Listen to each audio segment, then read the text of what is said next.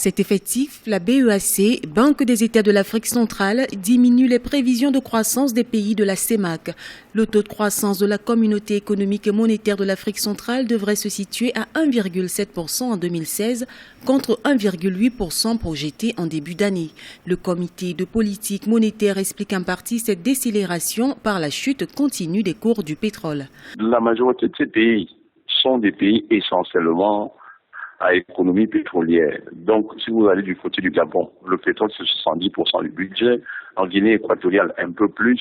Au Congo, Brazzaville, de cet ordre-là. En Centrafrique, ils n'ont pas encore commencé à exploiter du pétrole, mais ils sont également une économie minière. Et malheureusement, les revenus issus de ces ressources minières ne sont pas canalisés dans les caisses de l'État. C'est beaucoup plus une rente pour les bandes armées qui sévissent dans ce pays depuis les années d'indépendance. L'année 2016 devrait toutefois être marquée par une relative maîtrise de l'inflation autour de la norme communautaire qui est de 3% du produit intérieur brut. Le comité de politique monétaire de la Banque des États de l'Afrique centrale a décidé de maintenir inchangé le taux directeur fixé à 2,45%. Pour atteindre ces objectifs de croissance, les pays de la BEAC devraient davantage diversifier leur économie.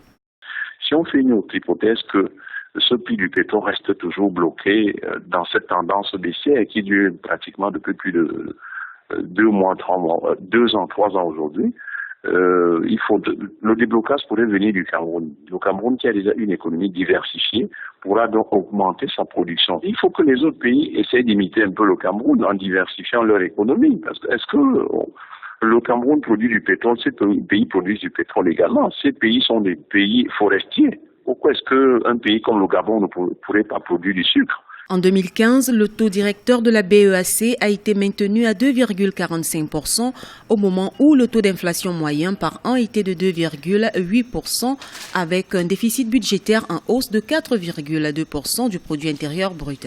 La décélération du taux de croissance en 2016 dans la zone CEMAC est aussi une conséquence de l'insécurité dans la sous-région.